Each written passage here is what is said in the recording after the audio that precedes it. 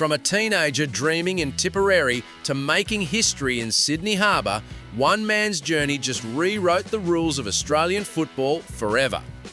G'day Swans fans, if you bleed red and white like I do, hit that subscribe button because what we're covering today is something you'll want to tell your grandkids about. Colin O'Riordan is now the senior coach of the Sydney Swans AFLW team.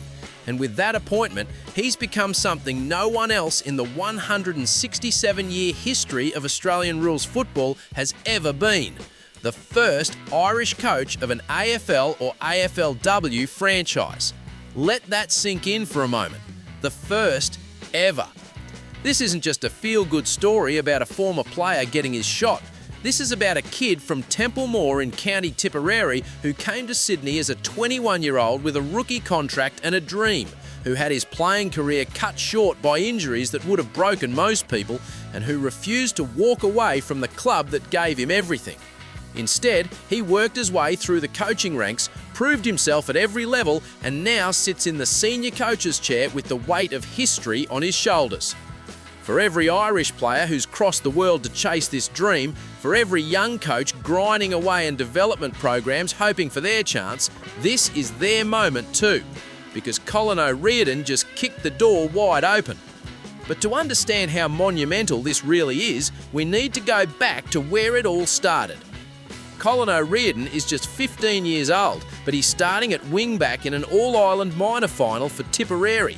They win, he's got the medal, he's got the talent, and everyone in Gaelic football is watching this kid, wondering how good he can become. Fast forward 4 years and O'Riordan's captaining Tipperary's under-21 side in the All-Ireland final against Tyrone. They lose in controversial circumstances, the kind of defeat that leaves scars. But by then, O'Riordan had already made a decision that would change his life forever. He'd signed a rookie contract with the Sydney Swans.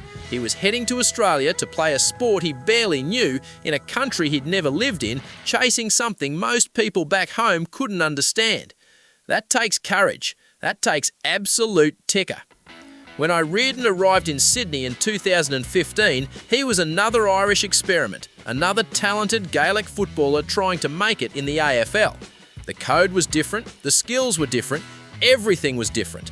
And while he was building a new life in Sydney, Tipperary were making their own history back home, reaching the All-Ireland semi-final in 2016 without him. You've got to wonder what that felt like, watching from the other side of the world while the boys he'd grown up with were making the kind of run Tip fans had been waiting decades for. But here's what most people don't know. O'Riordan didn't just commit to the Swans and forget where he came from. In 2020, during a brief window in the AFL calendar, his employers did something remarkable. They let him fly home. They let him play in the Munster final. November 22, 2020, Park Uí Queif, Tipperary versus Cork.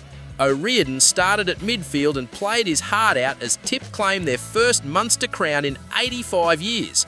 Can you imagine that? Flying halfway across the world to help deliver a provincial title your county hadn't won before your parents were born, then flying back to Sydney to continue your AFL career.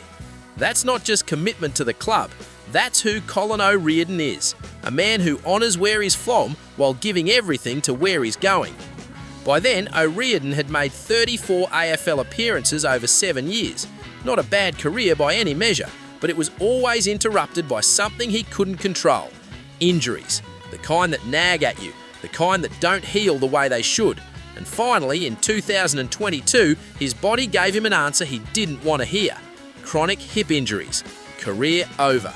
At 28 years old, his playing days were done. For a lot of blokes, that's where the story ends. You pack your bags, you go home, maybe you stay involved in footy at a local level. But O'Riordan saw something different. He'd fallen in love with the Sydney Swans. Not just the club, but the culture, the people, the city itself. So when the playing boots came off, he picked up a clipboard and got to work. Behind the scenes, O'Riordan was earning his stripes the hard way. No shortcuts, no favours because he'd been a player. He became head coach of the QBE Sydney Swans Under-18 Male Academy. Think about that role for a second. You're coaching teenage boys who are desperate to make it, working with raw talent and trying to shape them into AFL players. It's grassroots stuff, It's the kind of work where you actually learn whether you've got the gift for coaching or whether you're just a former player treading water. O'Riordan had the gift. Then he moved into the AFLW program as an assistant coach, working under Scott Gowans. He was in the box, he was on the training track, he was building relationships with players, understanding systems, learning what it takes to operate at the highest level of women's footy. And all the while, he was proving something that no Irish person had ever proved before in this competition, that he belonged in that space, not as a novelty, not as someone's project, as a genuine coach with a genuine football brain. The 2025 AFLW season was tough for the Swans. They finished 9th. They were right there, but they missed finals. Close, but not close enough.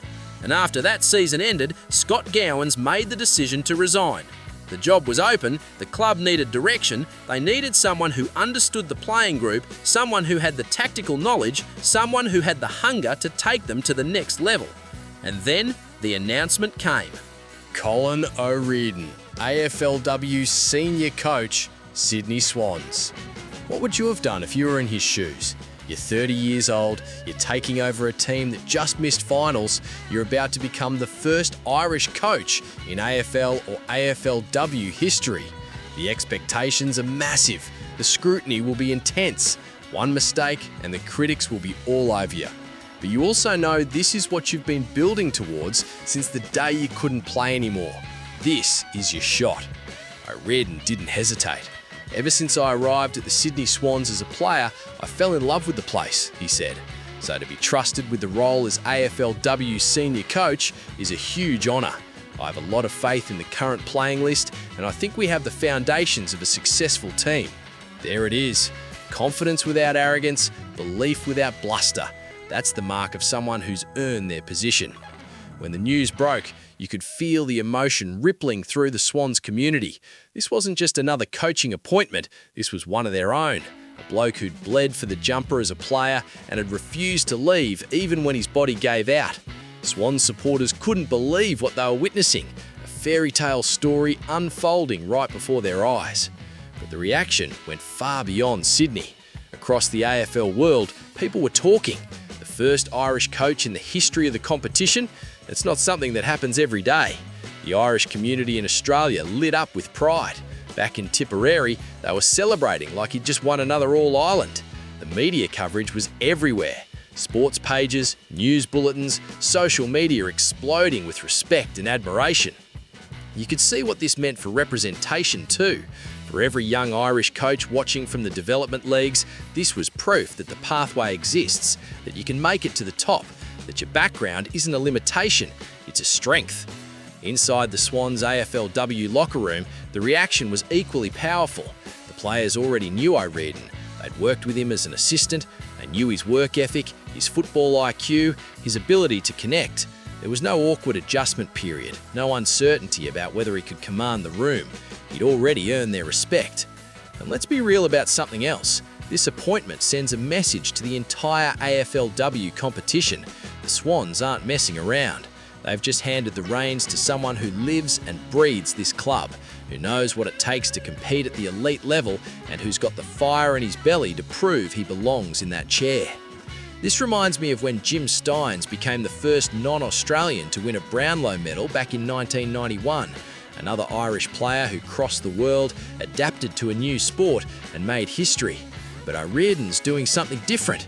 He's not just succeeding as a player, he's shaping the future of the game from the coach's box.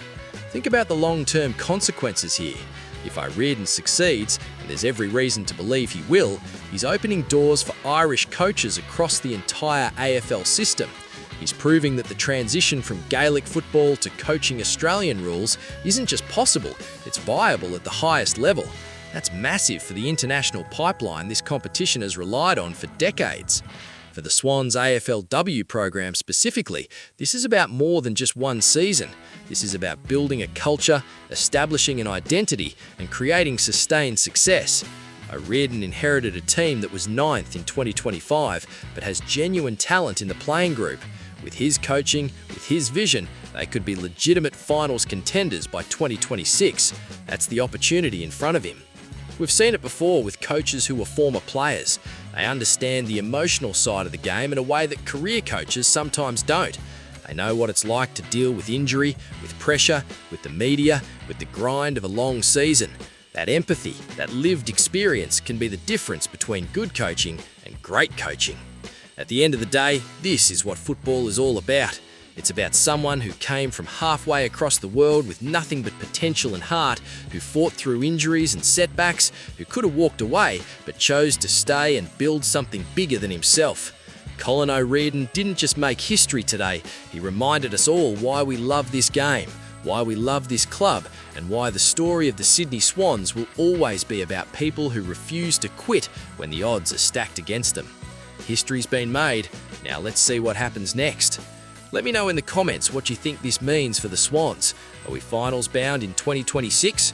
Drop a like if you're backing Colin and the girls no matter what, and I'll see you in the next one. Go Swans!